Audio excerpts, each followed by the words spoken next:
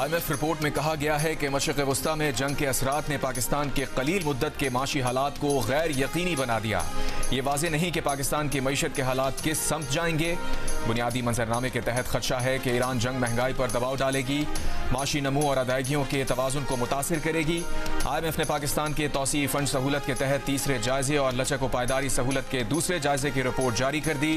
कहा, मजबूत पॉलिसी इक़दाम के तसलसल ने पाकिस्तान की माशी बहाली को न सिर्फ सहारा दिया बल्कि मईशत के बैरूनी झटकों के मुकाबले में मज़ाहमत को मजबूत किया।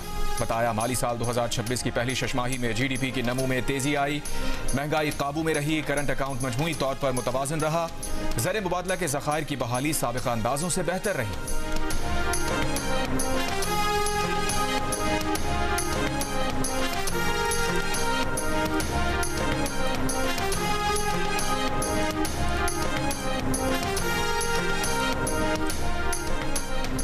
सऊदी अरब की मशरिक़ वस्ता ममालिक और ईरान के दरमियान अदम जारियत से मुतालिक मुआहदे की तजवीज़ पर इत्तेहादी ममालिक से बातचीत। बरतानवी अखबार फाइनेंशियल टाइम्स का सिफारतकारों के हवाले से दावा। रिपोर्ट के मुताबिक तजवीज़ का मकसद ईरान जंग के खात्मे के बाद खित्ते में कशीदगी के खात्मे के तरीक़ों पर गौर करना है। खलीजी रियासत है कि जंग के बाद उन्हें न सिर्फ ज़्यादा सख्त गिर ईरानी हुकूमत का सामना करना पड़ सकता है बल्कि खित्ते में अमरीकी फौजियों की तादाद भी कम हो सकती है। कई यूरोपीय ममालिक और यूरोपीय यूनियन के इदारों की सऊदी तजवीज़ की हिमायत। खलीजी ममालिक पर भी तजवीज़ की हिमायत पर जोर। दो मगरबी सिफारतकारों का कहना है कि रियाज 1970 की दिहाई की हेल्सिंकी अमल को मुमकिन मॉडल के तौर पर देख रहा है, जिसने सर्द जंग के दौरान यूरोप में कशीदगी कम करने में किरदार अदा किया था।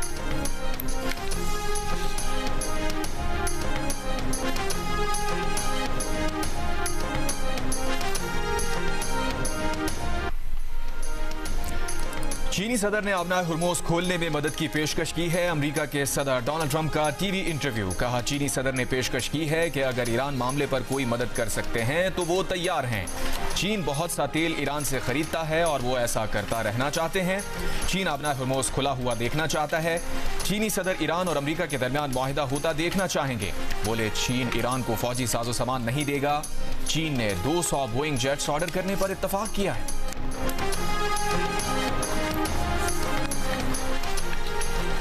चीन के सदर शी जिनपिंग की अमेरिका को एक बार फिर शराकतदारी की पेशकश। दो तरफा एहतराम पर मबनी ताल्लुकात को अमेरिका और चीन के दरमियान अहम करार दे दिया।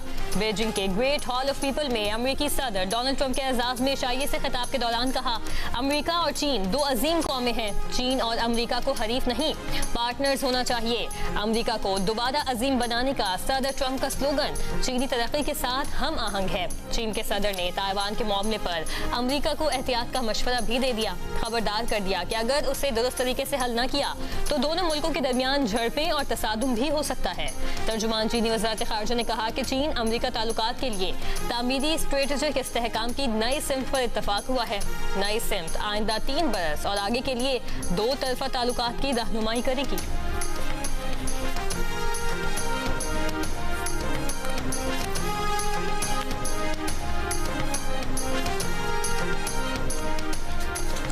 ईरान ने मुआहिदा ना किया तो मुकम्मल तबाह कर दिया जाएगा। अमरीकी सदर की एक बार फिर धमकी। इंटरव्यू में कहा, उम्मीद है ईरान उनका ये इंटरव्यू देख रहा होगा।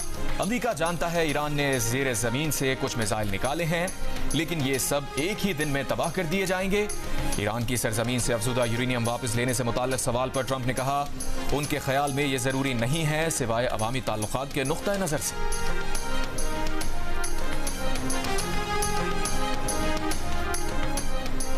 अमेरिकी अवामी नुमाइंदगान में रिपब्लिकन अरकान ने ईरान जंग खत्म करने से मुतालिक डेमोक्रेट्स की कोशिश नाकाम बना दी।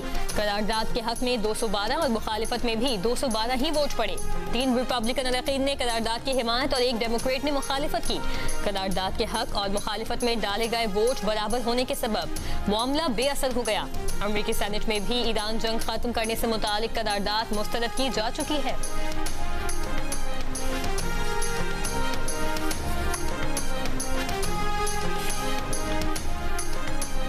ईरान के वजीर खारजा अब्बास अरागची का कहना है कि ईरान के मसले का कोई फौजी हल नहीं। ईरान वतन के दिफा के लिए लड़ने के लिए तैयार है, लेकिन सफारतकारी के तहफ़्फ़ुज़ और फ़रोग़ के लिए भी आमादा है।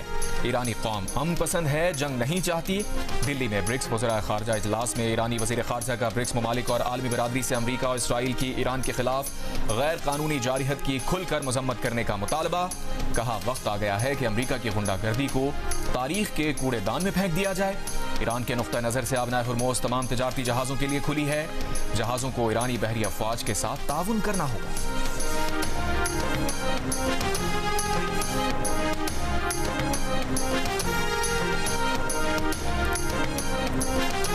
अमेरिकी सेंट्रल कमांड के चीफ एडमिरल ब्रैड कूपर ने कहा है कि ईरान का 90% दिफाई सनती ढांचा तबाह हो चुका, अब उसकी बहाली में सदियां लगेगी। ईरान बड़े पैमाने पर हमले करने की सलाहियत भी नहीं रखता।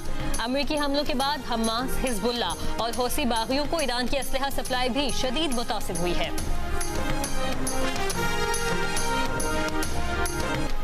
वज़ीर आज़म शहबाज शरीफ का कहना है कि पाकिस्तान के एटमी असासे जारहत के बजाय पाकिस्तान के दिफा के लिए हैं।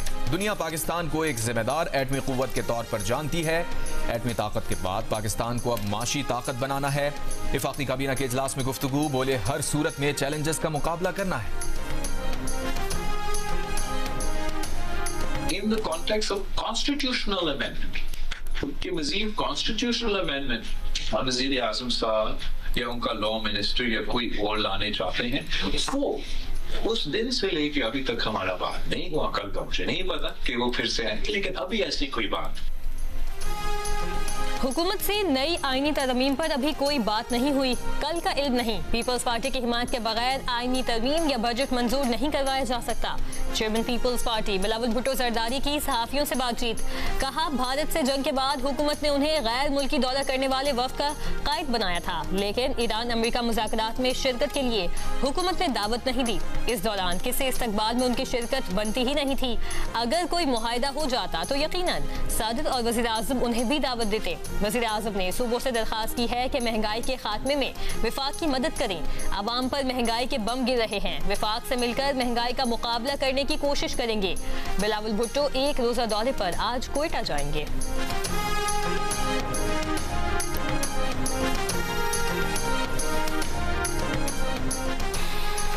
चेयरमैन पीटीआई बैरिस्टर गौहर ने 28वीं तरमीम पर हुकूमत से मौक़िफ़ वाज़ेह करने का मुतालबा कर दिया। पार्लियामेंट हाउस के बाहर मीडिया से गुफ्तगू में कहा, तहरीक इंसाफ के सामने अभी कोई ड्राफ्ट नहीं रखा गया। ये असम्बली 26वीं और 27वीं तरमीम के बाद 28वीं तरमीम की मुतहम्मिल नहीं हो सकती। बैरिस्टर गौहर ने सवाल किया, क्या 18वीं तरमीम रोल बैक हो रही है? क्या कुछ महकमे वापस वफाक के पास आ रहे हैं? हुकूमत तमाम सियासी जमातों को एतमाद में लिए बगैर तरमीम नहीं ला सकती। पीटीआई इन तरमीम के खिलाफ है, ये मुतनाज़ हैं। सूबों की हक तलफी ना की जाए, एनएफसी को ना छेड़ा जाए। सूबों से एनएफसी की मद में ज्यादा शेयर लेने के बजाय विफाक अपनी आमदन बढ़ाए।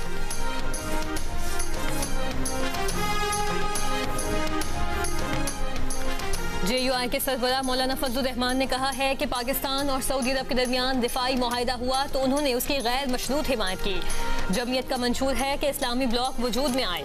अब मसला किबला अव्वल से ईरान तक पहुँच गया। अरब ममालिक से कहते हैं कि ये एक होने का वक्त है।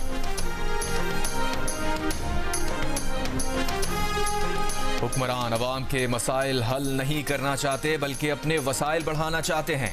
साबिक वज़ीर आज़म शाहिद खाकान अब्बासी की मुल्तान में मीडिया से गुफ्तगू, बोले इस वक्त मुल्क की तीनों बड़ी पार्टीज इख्तिदार में हैं। ताइवान चीन का नाकाबिले तनसीख हिस्सा है। पाकिस्तान वन चाइना पॉलिसी की हिमायत करता है। हम दुनिया में एक ही चीन होने पर यकीन रखते हैं। तर्जुमान दफ्तर खारजा की ब्रीफिंग, कहा अमरीका और चीन में राबतों को देख रहे हैं। चीनी वज़ीर खारजा वांग यी ने पाकिस्तान के सफारती किरदार की मुकम्मल हिमायत की। तर्जुमान का कहना था, अमरीका ईरान अमन अमल अभी तक जारी है, पाकिस्तान इसमें इंगेज और पुरुमीद है। UAE से पाकिस्तानियों की डिपोर्टेशन से मुताल्लिक़ आदाद शुमार मुबालगा आमेज हैं। खलीजी और बरादर ममालिक के साथ दिफाई ताल्लुकात अपने अंदरूनी अवामिल और तवील मुद्दती पॉलिसी पर मबनी है। तर्जुमान ने कहा, वज़ीर आज़म के दौरे रूस से मुताल्लिक़ हतमी ऐलान मुनासिब वक्त पर किया जाएगा।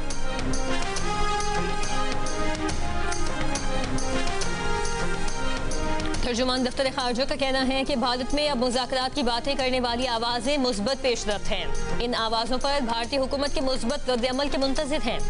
ट्रैक 2 या बैकडोर राबतों का इल्म नहीं है। गुज़श्ता रोज भारतीय इंतहा पसंद जमात RSS ने पाकिस्तान से मुज़ाकरात का इशारा दिया था। RSS के जनरल सेक्रेटरी दातिया होसाबाली का कहना था कि भारत को हमेशा पाकिस्तान से मुज़ाकरात के लिए तैयार रहना चाहिए, दरवाजे बंद नहीं करने चाहिए।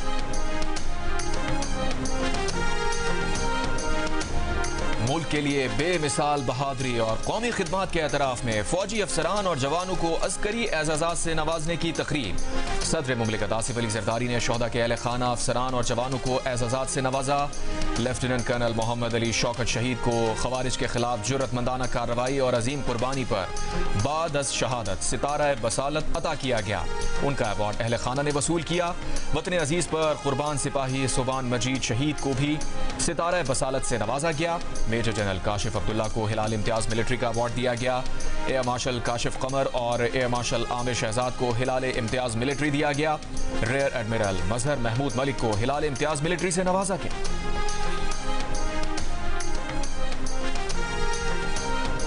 पाकिस्तान का मकामी तौर पर तैयार फतह 4 ग्राउंड लॉन्च क्रूज मिसाइल का कामयाब तरबियती फायर।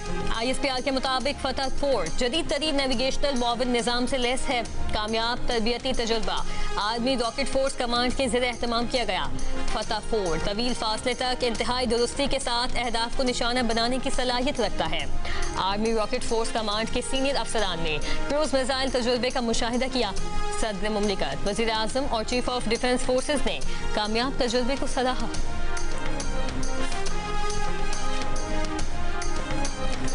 कराची में पुलिस ने मुल्जिमा अनमोल उर्फ पिंकी की मुकदमा कत्ल में गिरफ्तारी डाल दी। आज अदालत में पेश किया जाएगा। मुनशियात फरोश अनमोल उर्फ पिंकी पर लाहौर में दर्ज एक और मुकदमा सामने आ गया, जिसके बाद मुल्जिमा के खिलाफ लाहौर में दर्ज मुकदमात की तादाद 3 हो गई।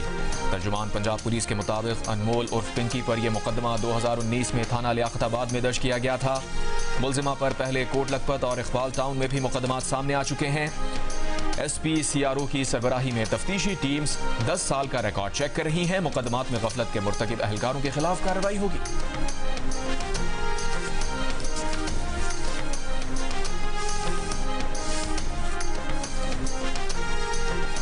मुबैना ड्रग डीलर अनमोल पिंकी का नेटवर्क कैसे काम करता था, मजीद हकाइक सामने आ गए। अनमोल पिंकी धड़ल्ले से मनशियात फरोशी कर रही थी। मुल्जिमा कैश नहीं बल्कि बैंक अकाउंट में अपने क्लाइंट से पैसे लेती थी और दूध के डब्बे और डबल रोटी के साथ कोकेन सप्लाई करती थी। सोशल मीडिया के जरिए पूरा नेटवर्क चलाया जा रहा था। पिंकी अपने कस्टमर्स को मैसेज करके मनशियात की सप्लाई के बारे में बताती थी और कहती थी कि कराची में या इस्लामाबाद में जहां भी आपको ये माल चाहिए पहुंचा दिया जाएगा। पैसे ट्रांसफर कीजिए और माल लीजिए। सबूतों के साथ तफसीलात प्रोग्राम आज शाहजेब खानजादा के साथ में सामने लाएंगी।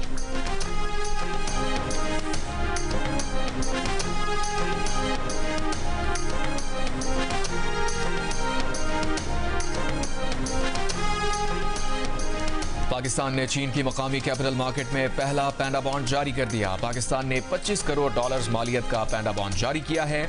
वफाकी वजारत खजाना का कहना है कि सरमायाकारी 2.5% के इंतहाई मुसाबकती रेट पर हासिल हुई। ये दुनिया की दूसरी बड़ी कैपिटल मार्केट चीन में पाकिस्तान की पहली बाकायदा रसाई है। सरमायाकारों की जानिब से तकरीबन $1.25 अरब से जायद की तलब सामने आई। फैसलाबाद इंस्टीट्यूट ऑफ कार्डियोलॉजी में ऑपरेशन के दौरान स्टाफ नर्सेज की गफलत। ओपन हार्ट सर्जरी के दौरान मरीज के जिस्म में कैंची छोड़ दी। 3 हफ्ते बाद तकलीफ होने पर दोबारा ऑपरेशन करके कैंची निकाल ली गई। MS डॉक्टर नदीम के मुताबिक ऑपरेशन के बाद स्टाफ नर्सेज ने आलात की गिनती नहीं की थी। जिम्मेदार नर्सेज की खिदमत अस्पताल से वापस ले ली गई है। मजीद कार्रवाई के लिए सेक्रेटरी सेहत को मरासला भेज दिया गया है।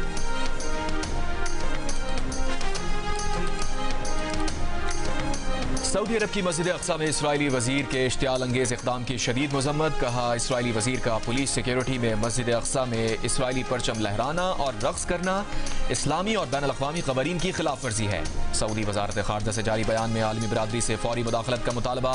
मुक़द्दस मकामात और फ़लस्तीनी शहरियों के खिलाफ संगीन खिलाफ वर्जियों पर जवाबदेह ठहराने पर जोर। बरतानवी वजीर आजम सर के स्टारमर की कुर्सी डामाडोल। काबीना के अहम वजीर वेस्ट स्ट्रेटिंग ने भी इस्तीफा दे दिया। काबीना से मुस्ताफी वजीरों की तादाद 5 हो गई। वेस्ट स्ट्रेटिंग ने कहा, इन हालात में हुकूमत का हिस्सा रहना सरासर बेईमानी और बेइज्जती होगी। वजीर आजम स्टारमर की क़यादत पर एतमाद नहीं रहा। लेबर पार्टी को अब एक खुला, वसी और शफाफ लीडरशिप मुकाबला दरकार है। वजारत उज़्मा के एक और उम्मीदवार मेयर ग्रेटर मैनचेस्टर एंडी ब्रहम ने ज़िमनी इलेक्शन लड़ने का इरादा जाहिर कर दिया।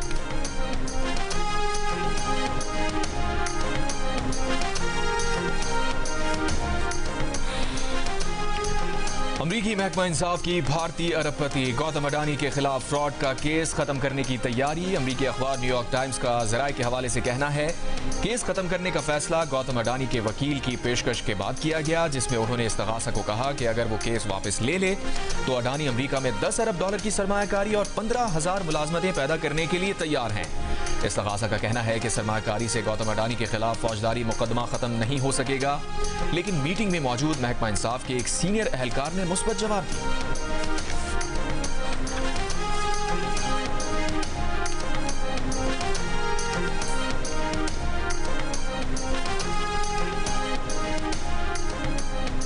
इसराइल और लबनान के दरमियान वाशिंगटन में तामीरी और मुस्बत बातचीत हुई। बातचीत सुबह 9 बजे से शाम 5 बजे तक जारी रही। अमरीकी महकमा खारजा के एहलकार ने बताया, बातचीत का अमल आज भी जारी रहेगा, जिसके बाद तफसीलात जारी की जाएंगी। कराची के इलाके सदर सराफा बाजार में ज्वेलरी शॉप पर FIA का छापा, दुकानदार जेर हिरासत। तर्जुमान FIA का कहना है, चांदी की स्मगलिंग में मुलव्वस अनासिर के खिलाफ कार्रवाई की गई। बाज अनासिर ने हुजूम इकट्ठा करके कानूनी कार्रवाई में रुकावट डालने की कोशिश की। दावा किया कि रिकॉर्ड के मुताबिक दुकान में 178 किलो चांदी थी, मगर मौके से 15 किलो चांदी बरामद की गई। इल्जाम लगाया कि 163 किलो स्मगल शुदा चांदी मुबैना तौर पर हंगामा आराई के दौरान गायब की गई। मुल्जिमान के मोबाइल फोन से स्मगलिंग नेटवर्क से मुताल्लिक शवाहिद भी मिले हैं। सहूलतकारों के खिलाफ स्मगलिंग सरकारी कार्रवाई में मुदाखलत के तहत तहकीकात शुरू।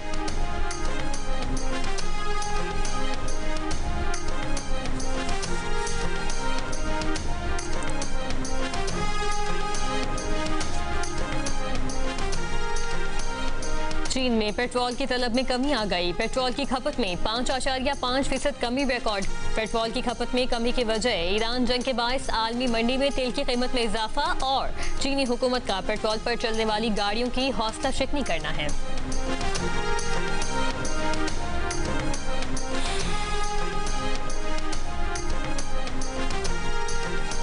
फीफा वर्ल्ड कप के आगाज में एक माह से भी कम वक्त रह गया। ईरानी फुटबॉल अब तक अमरीकी वीज़ों के मुंतज़िर।